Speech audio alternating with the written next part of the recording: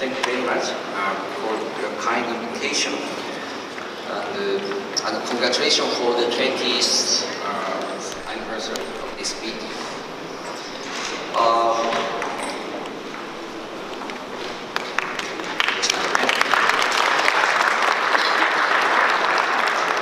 This is the last year's meeting, and also Professor Niyazev, and also here.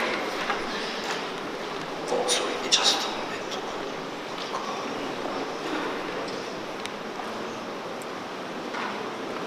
And today's my topic, including endoscopic diagnosis using PIT pattern and JNet classification using NBI and EMR ESD, and I'd like to talk about finally about future ESD and polyp detection using AI technology.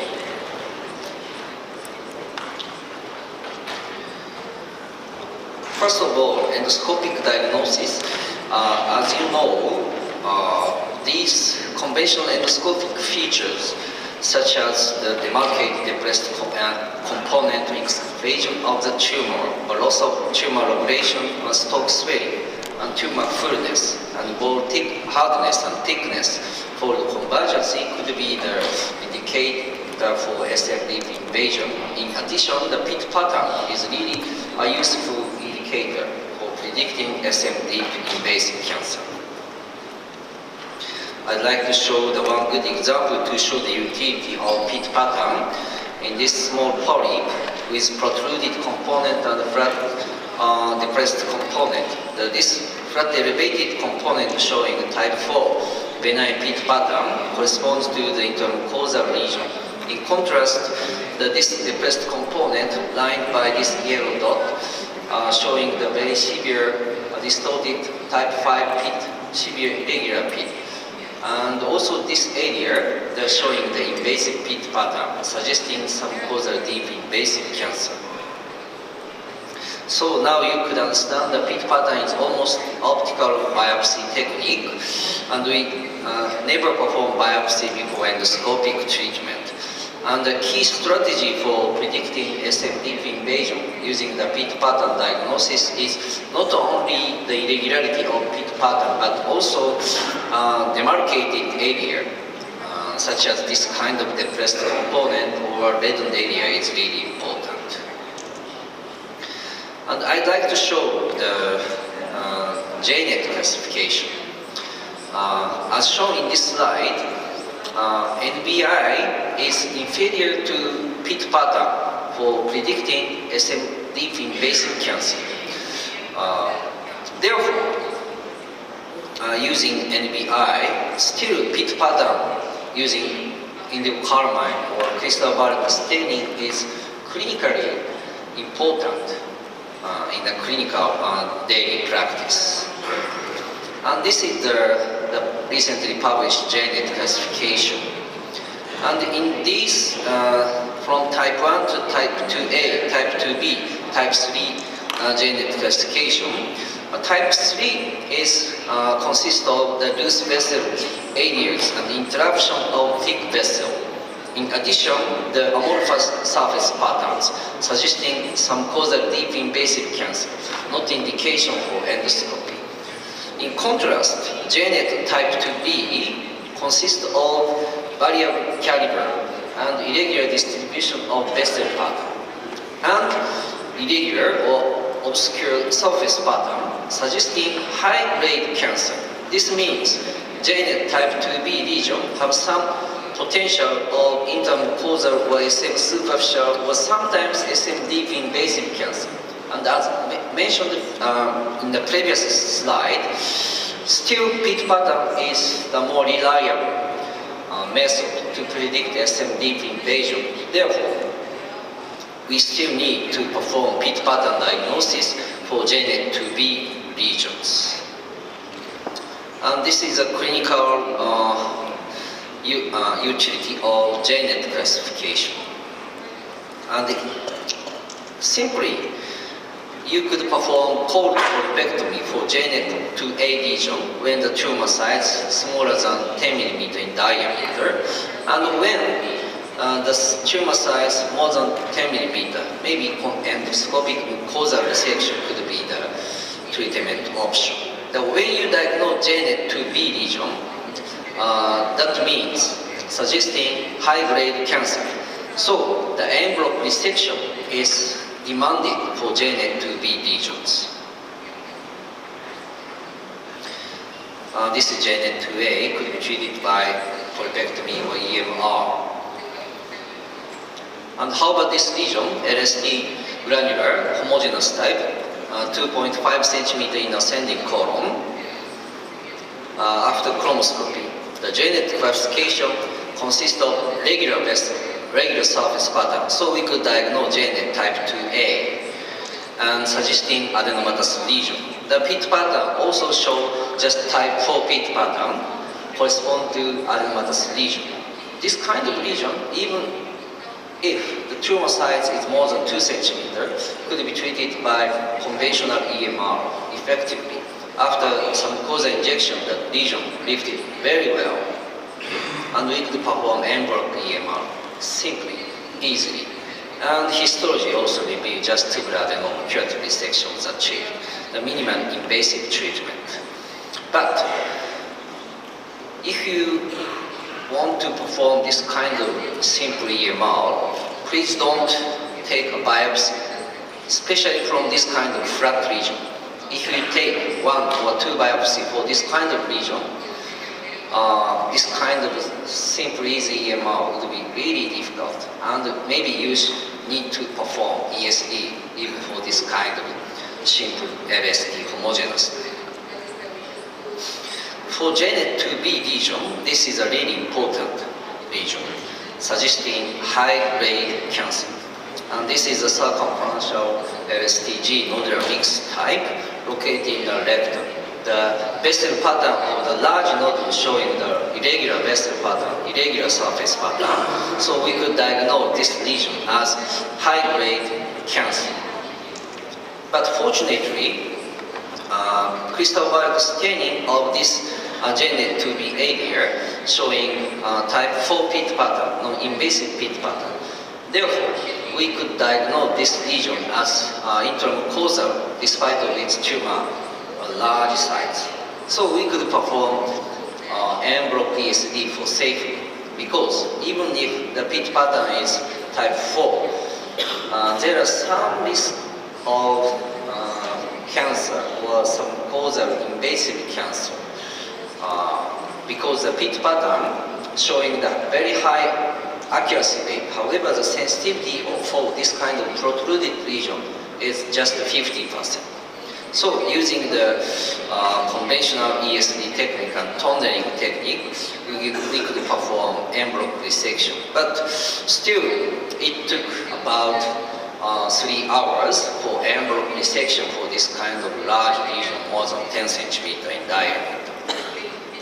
En bloc resection could be completed, but histology revealed focal cancer in adenoma, and curative histological resection could be completed. And also, histology confirmed the intramucosal cancer corresponds to this large nodule area showing type JNET2B pattern. Therefore, you could understand that en bloc resection is really useful. For JNET type 3, the indication for surgery, the loose vessel, interaction of thick vessels, and amorphous surface pattern. If you could diagnose JNET type 3 with high confidence, probably you don't need to perform additional chromoscopy, and you could send the patient directly for surgery. How about this kind of lesion?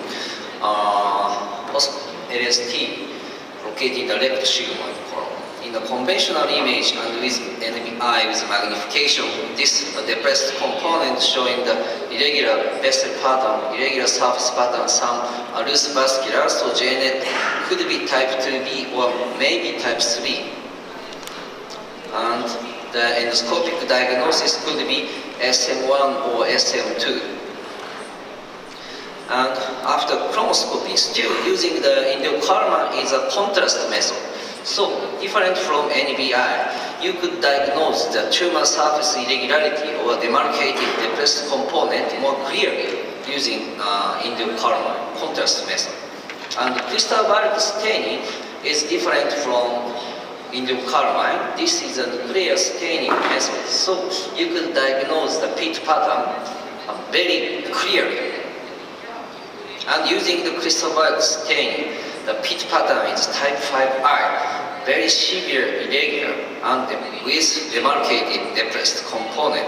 So using this crystal violet method, the pit pattern is type 5I, severe, irregular. So it might be the invasive pit pattern. But in this case, because of morbidity of the patient, we perform the diagnostic ESD. But finally, the histology revealed some causal deep invasive cancer corresponding to this invasive pattern area. So, and with vessel invasion positive. So this patient has very high possibility for lymph node dissection. And finally, the surgery would be necessary to cure these patients.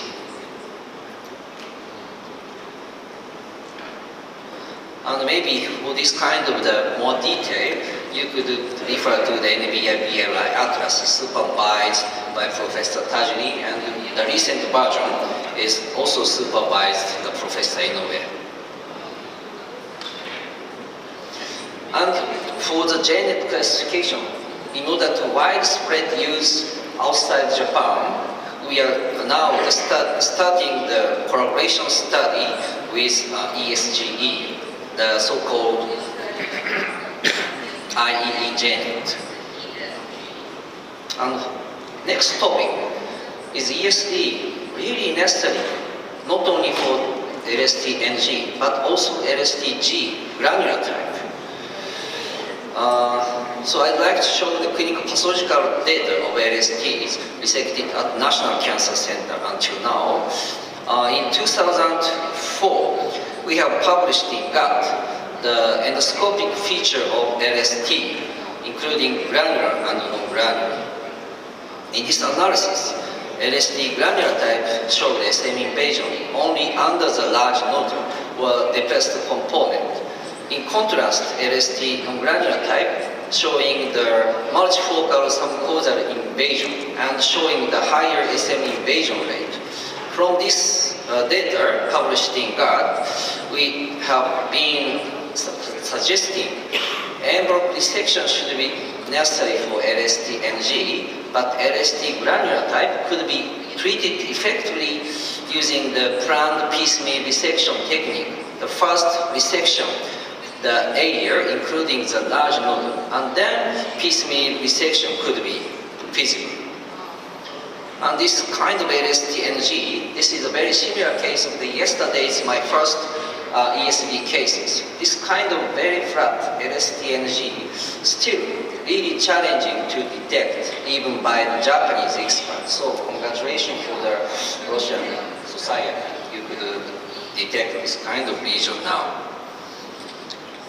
And in the carbide, the pit pattern type 5I, low irregular pattern. So even from this depressed morphology, we could diagnose this lesion as early colon cancer and limited to the internal cause of SM superficial. But from our previous data, published data in GATT, this kind of lesion have some possibility of SM superficial invasion multifocally. Therefore, the envelope resection is really essential, clinically essential. According to our conventional ESD technique, we are performing the partial marginal resection using the retroflex of the skull. And it is important as well, after partial marginal resection, the tips is to start some causal dissection immediately, because even using the glycerol or hyaluronic acid solution, the subcausal elevation disappears very quickly in the colorectal ESD. Therefore, it's really important to start the subcausal dissection immediately after partial marginal resection. And after that, it is just the repeat of this partial marginal resection resection and some causal dissection step by step. Finally, en bloc resection could be completed within 1 hour, and histology also revealed SM1 invasive cancer. And this SM1 invasion was diagnosed multifocally, as previously reported, but curative resection was achieved. But how about the long-term outcome of EMR and ESD?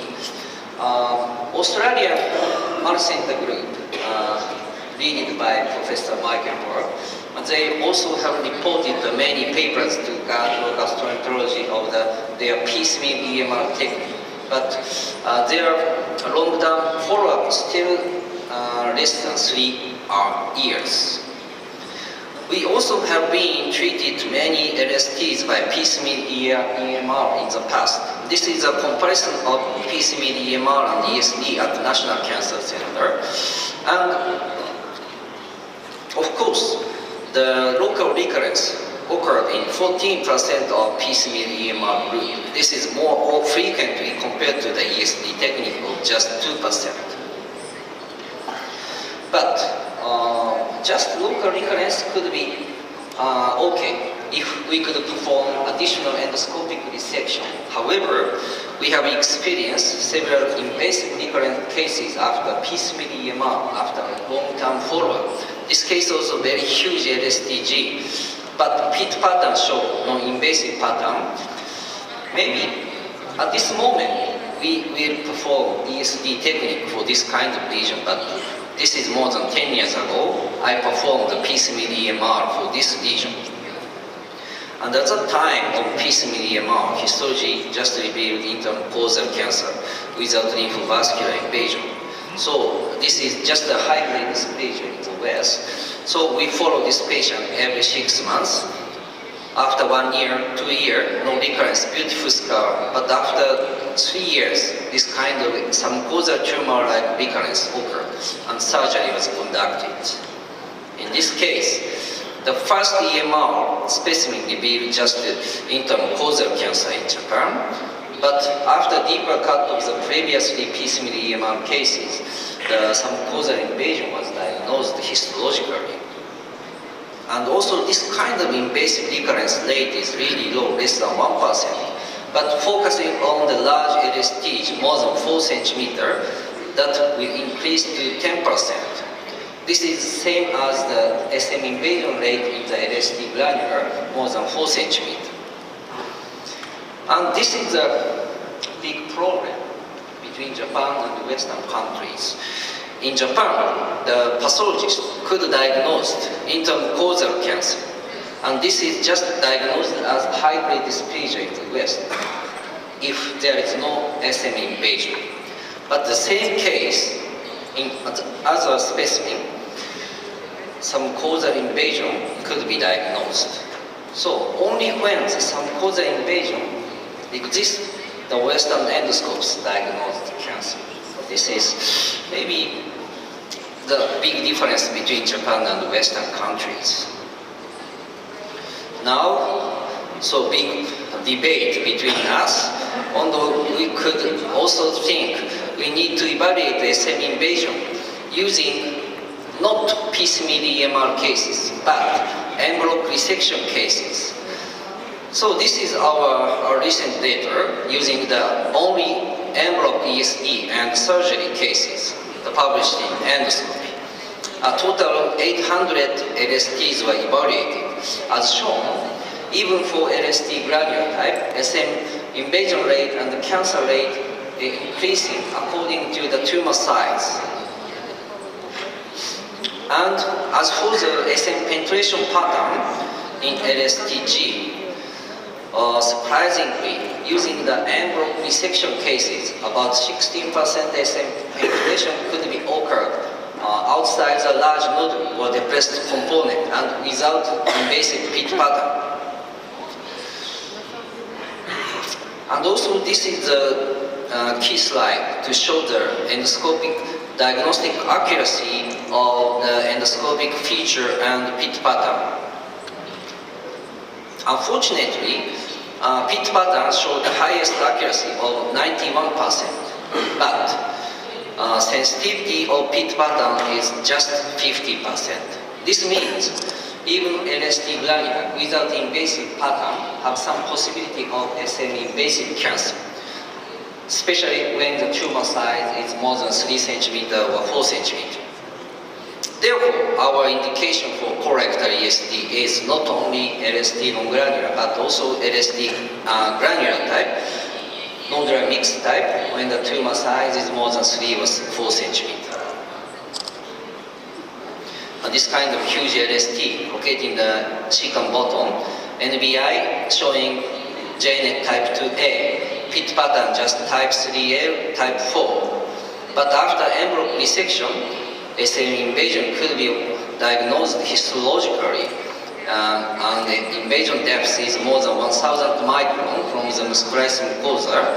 Therefore, this is an indication for surgery with the possible risk of lymph node metastasis.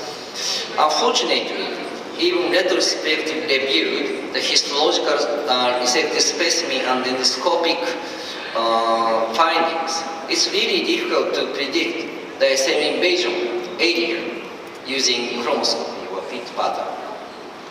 If we perform PCB-DMR for this kind of cases, maybe the SM invasion couldn't be diagnosed by histopathology, and maybe invasive recurrence will occur after 3 or 5 years.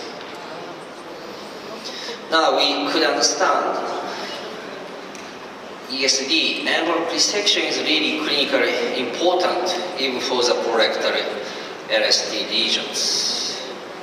And we prefer to use retroflex of the scope for the stable ESD technique. Using the retroflex of the scope using pediatric type colonoscope, the scope movement becomes stable, and also we could approach to the cutting line horizontally using this retroflex of the scope. But of course, the chronic ESD is still challenging because of the technical difficulty. Why colorectal ESD is difficult? Probably no surgeons left hand making traction.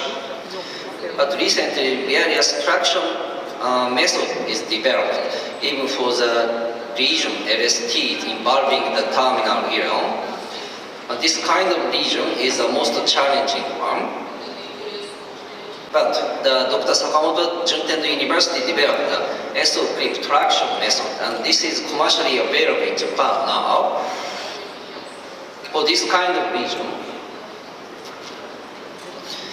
and the most important thing for colorectal ESD is we should start from the most difficult location. And in this situation, the lesion involving the ileum end is the most difficult. So we first inject the glycerol and hyaluronic acid solution into the terminal ileum and move the lesion to the cecum. And then we are performing the marginal resection using the needle knife, and immediately start the submucosal dissection during the submucosal layer lifting well.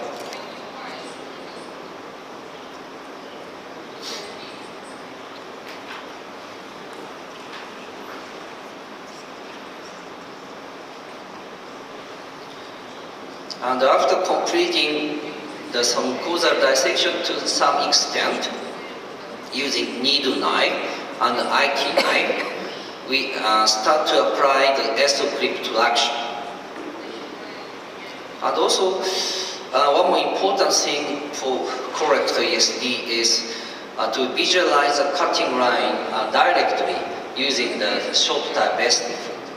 And this is the S-clip connected to the conventional clip, and we catch the resected specimen using this clip, and then apply another clip to catch the nylon ring and attach this nylon ring to the opposite side of normal colonic mucosa. And according to this spring traction, we could get a very nice traction during the whole ESD procedure. not only in the rectus point column, but also even in the proximal column. So this technique is really helpful. We could visualize a cutting line directly, even in this kind of the challenging location. And envelope resection could be completed safely, and curative resection was achieved. Still, the colonic ESD is challenging. The steep learning curve, and also more and more practice is necessary. But how about the future ESD, as Professor Tajiri mentioned in the morning? Maybe recently, many robotic ESD techniques have been reported from, not only from Japan, but mainly from Western countries and from surgeons. Even in Japan, the Professor Hashizume, Kyushu University Group, also developing this kind of the robotic ESD system. This is concept is completely different from conventional ESD. It's like a surgeon's laparoscopic assisted procedure. We have the space, and also we are moving not the scope, but the traction device and the knives using our right and left hand. Maybe using this kind of robotic ESD procedure, the learning curve could be shorter compared to our conventional ESD technique. And also the hurdle become lower, not only for gastroenterologists, but also for the surgeons. The final topic is polyp detection. From a cohort study, the colorectal cancer screening could reduce not only the colorectal cancer incidence, but also colorectal cancer mortality. How to decrease the polyp miss rate? Maybe the paper show the increase in the adenoma detection rate would result in a 3% decrease in the risk of interval cancer. This kind of very flat region, easily missed even by an expert. But this is early cancer, the JNET2B, and also the margin is really difficult, but this is typical LST non-granular type. But diagnosed correctly using IEE and curative resection could be achieved. Maybe this kind of the super wide angle endoscopy could reduce the adenoma miss rate. And another option might be the AI technology. We are collaborating with NEC to develop the AI technology for colorectal cancer detection. We already successfully made a software to detect even for the flat region, small region, in a real time. Now this is a protruded 1 centimeter regions, and also even by an average endoscopist, this kind of region could be detected easily. But also AI technology could detect successfully. How about the small flat region? Now this kind of region could be easily missed even by an expert, but this AI technology could detect. Current data show diagnostic accuracy is more than 98.8%, including as well as the flat regions. Now, ladies and gentlemen, still we have this kind of a debate on the piecemeal EMR versus EMR. But according to the widespread use of colorectal ESD in Japan, our ESD clinical outcome is increasing. Envelope resection rate is 97%. Procedure time also decreasing from more than 100 minutes to 78%. And the perforation rate also decreasing. And the emergency surgery is very rare. piecemeal EMR could treat most LSTG effectively. However, there are some missing some causal invasion or lymphovascular invasion by histopathology. In addition, when piecemeal EMR conducted for large LST lesions, intensive follow-up, sometimes CT scan, should be continued at least 5 years. And no more this kind of invasive recurrences for T1 cancers. And colorectal EST enables the en bloc resection for large lesions even with non-lifting sign. And the EST is more challenging compared to EMR. However, the various new devices and also robotic surgery could help easier and safer EST in the near future. And early detection and the minimally invasive treatment is really important to decrease CRC deaths. Спасибо. Спасибо большое за презентацию, полную, объемную, очень интересно. Спасибо большое. Следующий доклад. Группа авторов из Москвы, скорее всего,